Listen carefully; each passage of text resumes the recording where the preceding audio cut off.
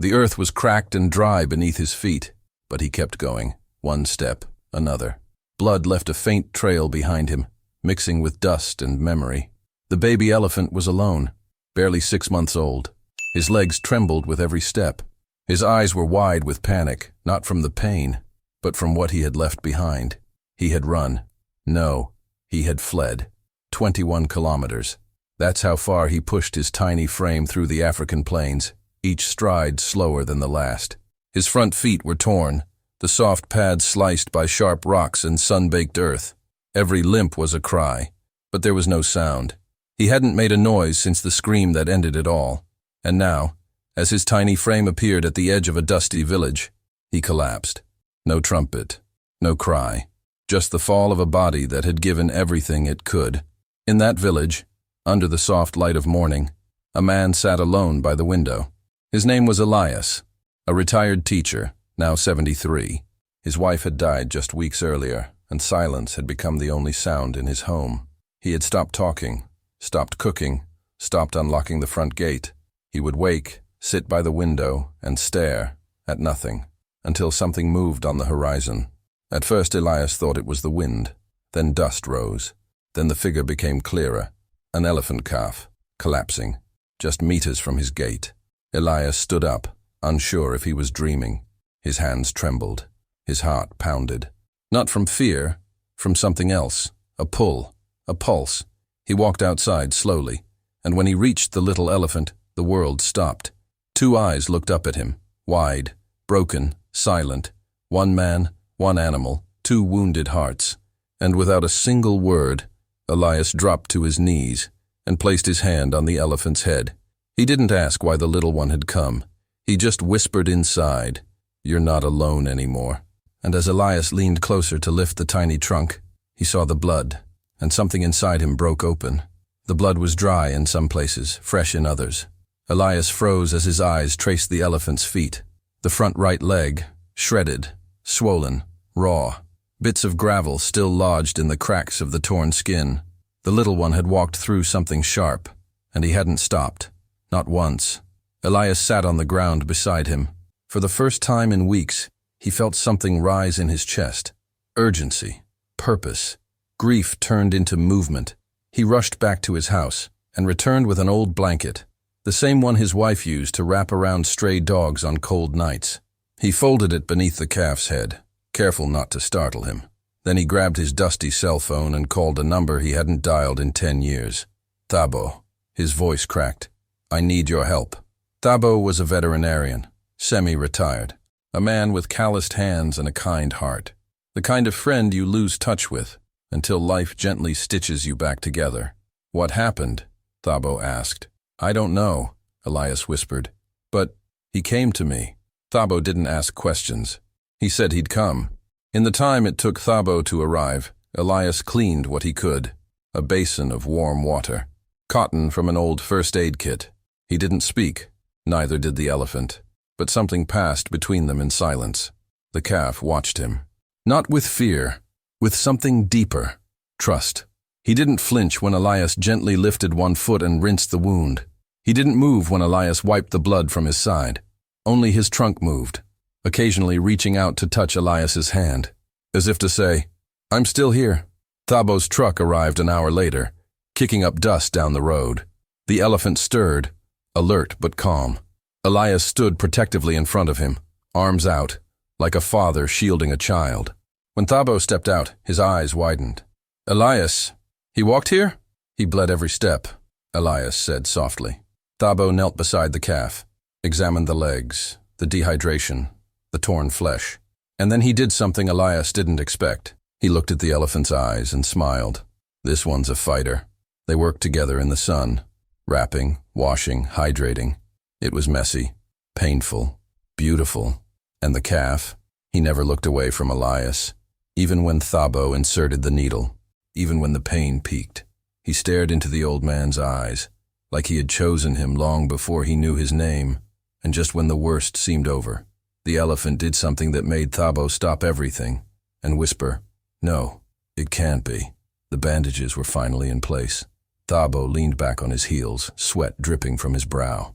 "He's stable, for now," Elias nodded silently, his hand still resting on the elephant's massive forehead. The calf was exhausted, but not asleep. His eyes stayed open, watching every move, like he didn't want to miss a single heartbeat around him. Then, without warning, he shifted, a slow, careful movement. He extended his trunk toward Elias, and with trembling precision, placed it gently over Elias's chest, right over his heart. Both men froze, not because it was threatening, but because it wasn't. There was something deeply deliberate about it, like the calf knew exactly what he was doing, like he felt something there, pain, loneliness, longing, and he was answering it. Thabo whispered, "I've only seen this once before." Elias didn't speak. Thabo continued, "When a calf loses its mother, sometimes it seeks out a heartbeat it can trust. They find someone, and they hold on." Elias looked down, stunned. His hand met the trunk, soft, heavy, alive. He didn't know what to say. He didn't know how this was possible, but he felt it, somewhere deep inside, where grief used to sit, that old emptiness. It was shifting. The calf finally let his trunk fall, slowly, gently, and then, like he had made up his mind, he curled up beside Elias, not like a wild animal, but like someone who had found home. Thabo packed his things. "I'll come check on him tomorrow." Elias barely heard him. His hand was stroking the elephant's ear, absent-mindedly, like he'd done it 1,000 times before. The man who had once stopped speaking to neighbors now sat in silence beside a calf that couldn't speak back. But it was the fullest silence he'd ever known. As the sun began to set behind the trees, Elias stood. He limped slightly, his old knee injury from working on the farm years ago, but he moved with more strength than usual. He laid out fresh water. He brought a bucket of fruit. He moved things around on his porch to make space for the elephant to rest comfortably. And when he sat down again, the calf stood, wobbly, slow, but determined. And he walked just a few steps before collapsing gently with his head in Elias's lap. Elias looked down. A tear fell onto the calf's cheek. "I thought I was done," he whispered. "But maybe we both needed saving." That night, under a sky full of stars, a distant howl pierced the silence, and the elephant stood up like he remembered something urgent, something unfinished. The sound came again, a low, distant cry, somewhere between a trumpet and a roar. But it wasn't the baby elephant making it. It came from far away. The little one stirred. He rose slowly, his legs still weak, but his body alert. His ears lifted, his eyes narrowed. Elias watched him, confused. "What is it, boy?" he whispered instinctively. The elephant looked east, toward the wild, toward the thicket beyond the village. Then he took a step, then another, then stopped, and looked back, right at Elias, as if asking a question. Thabo arrived early the next morning with more supplies, but before he could unload them, Elias spoke. "He wants to go somewhere. I can feel it." Thabo watched the elephant. He came a long way for a reason, and he's not finished. Elias walked to the calf, placed a gentle hand on his side, and said the words like a promise, "Then I'll go with you." They walked at sunrise. Not far, maybe just half a kilometer, but the elephant was leading, slow but steady, stopping every few steps to sniff the air, to listen, to remember, until they reached it. A small sunken grove beneath an old baobab tree. The dirt was disturbed, dried leaves scattered in patterns only the wild would understand. And in the center of it all, a shape, soft, still, covered in dust. Elias's heart sank. The calf walked straight to it. He knelt, not in fear, but in reverence, and he stayed there, motionless. Elias understood. This was the place. This was where his mother had fallen, maybe from thirst, maybe from a wound, maybe from exhaustion after trying to protect her calf for as long as she could. And this journey, had been her baby's final goodbye. The calf did not cry, but he leaned his head forward and touched the spot where she once lay, then turned to Elias. His eyes didn't hold fear anymore. They held peace. Elias knelt beside him. "You brought me here, not just to find her, but to leave the pain behind." And for the first time in months, Elias closed his eyes and prayed, not for himself, but for the soul of this mother he never met, for the life that gave everything to keep her child alive. Later that day, They returned to the village, side by side, the man who had buried his wife months earlier, and the calf who had buried his mother beneath the baobab tree. Two souls connected by grief, and now, by healing. But the next morning, Elias woke up to find something on his porch, something he didn't put there, and it changed everything. Elias woke just after dawn. The sky was painted in gentle strokes of pink and gold, and the sounds of the village were still quiet. Birds stirred. A rooster crowed in the distance, but it wasn't the morning light that caught his attention. It was what sat on his porch. At first, Elias thought it was a bundle of firewood, but as he stepped closer, his breath caught in his chest. There, nestled neatly on the porch, was a small pile of baobab leaves, tied gently with dry grass, and beside it, placed with careful purpose, was one yellow wildflower, fresh, alive, still holding morning dew. Elias turned, eyes wide. The baby elephant stood just beyond the fence, watching, quiet, waiting. He had brought it. He had chosen it. This was not a gift for survival. This was a gift of memory, a reminder of the tree where his mother had fallen, and of the man who stood by him when no one else did.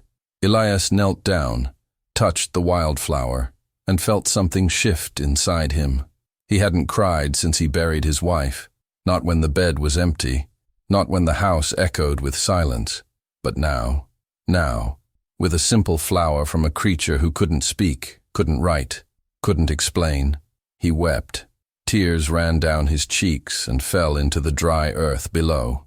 That evening, Elias took apart his old garden fence and used the wood to build something new. Right under the shade of the tree in his yard, he carved a small, curved bench. He placed it facing east, toward the wild, and every evening, the elephant calf came and sat nearby, not always touching, not always close, but always there. Word spread. Neighbors began to stop by. Some brought fruit for the elephant. Others came just to sit on the bench beside Elias and listen to the breeze. Children whispered stories of how the elephant once cried for help and walked miles alone, and how a hawk, or a light, or maybe something else entirely, had guided him here. But Elias never corrected them, because maybe they were right. Maybe the miracle wasn't just survival.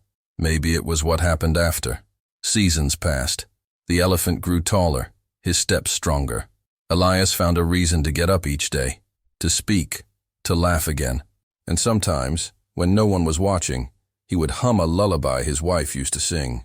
The one she wrote about wild things and quiet skies, and the elephant would stand still, ears swaying, as if he remembered it too.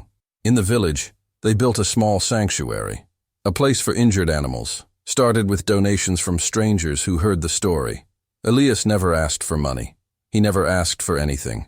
He had already been given everything back, not in the way he expected, but in the way he needed. He came to me with broken feet, but healed something I never thought could walk again, my heart.